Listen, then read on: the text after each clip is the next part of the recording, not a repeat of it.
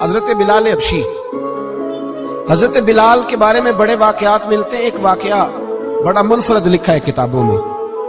حضرت بلال سے لوگوں نے کہا آپ نبی پاک سے متاثر کیسے ہوئے؟ تو جناب بلال کہنے لگے میں زیادہ لوگوں کو، مکے کے لوگوں کو جانتا ہی نہیں تھا، کیونکہ میری ڈیوٹی تھی گھر میں کام کرنے کی، اور مجھے سخت سزا ملتی تھی امیہ بن خلف کی طرف سے. بلکہ تحقیق یہ ہے کہ یہ عبداللہ بن جدعان کے غلام تھے. امیہ بن خلف نے تو جب انہوں نے کلمہ پڑھا تو پھر خریدا. عبداللہ بن جدعان کہنے لگا میں فارغ نہیں، آپ لے لیں، آپ اس کو سزائیں دیں.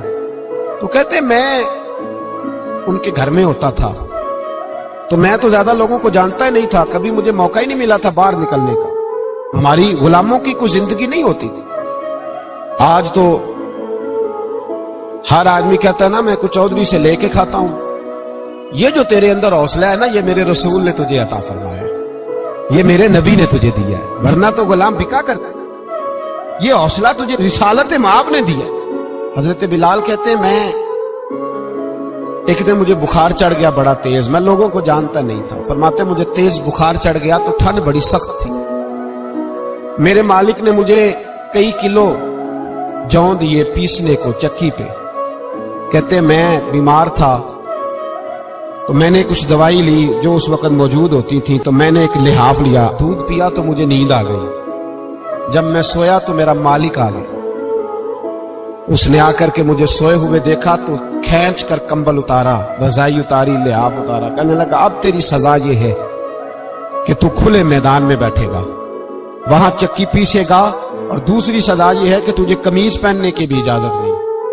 حضرت بلال کہتے ہیں تیز بخار، ٹھنڈ کا عالم، اور جب میں چکی پیس رہا تھا تو رو رہا تھا، اور میں پوچھ رہا تھا خدایا ہمارے نصیب، اللہ ہمارے مقدر ہے جرم ضعیفی کی سزا مرگ مفاجات.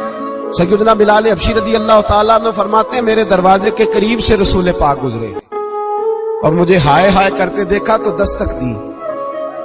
میں نے کہا کون ہے؟ دروازہ کھلے، آ جاؤ. محبوب اندر آئے تو پوچھنے لگے کیوں رو رہے ہو؟ میں نے کہا جاؤ اپنا کام کرو. یہاں دکھ سارے پوچھتے ہیں، مداوع کوئی نہیں کرتا. یہاں تقریریں سارے کرتے ہیں، حقوق غریباں پر بات سارے کرتے ہیں، مداوع کوئی نہیں کرتا. جاؤ اپنا کام کرو. کہتے ہیں میں نے سخت جملے کہے معاذ اللہ. حضور چلے گئے، اور جب حضور جا رہے تھے تو میں کہہ رہا تھا بس جا رہے ہو نا، میں نے پہلے ہی کہا تھا جاؤ. کہتے ہیں قربان جاؤں. تھوڑی دیر گزری تو اللہ کے رسول کے ہاتھ میں گرم دودھ کا پیالہ تھا، کھجوریں تھی. حضور تشریف لائے اور کریم رسول نے مجھے کھجوریں دی، دودھ پلایا اور کہا چل جا کمبل میں بیٹھ جا. تو میں نے کہا چکی کون پیسے گا؟ وہ تو بڑا مارے گا.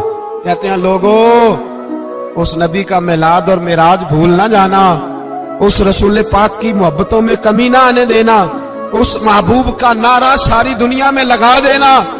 فرماتے ہیں میرے حبیب کے میں قربان جاؤں.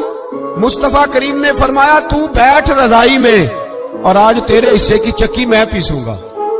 کہتے ہیں ساری رات حضور چکی پیستے رہے، ساری رات. سویرے میں اٹھا اور میرے حبیب پاک نے مجھے وہ سارا کچھ دیا اور خود چلے گئے. اگلی رات پھر آئی تو حضور پھر آ گئے، مجھے پھر رضائی میں لٹایا، دودھ پلایا اور ساری رات چکی پیسی. کہتے ہیں بس تیسرے دن حضور چکی پیس کے جانے لگے تو میں نے قدم تھام لیے.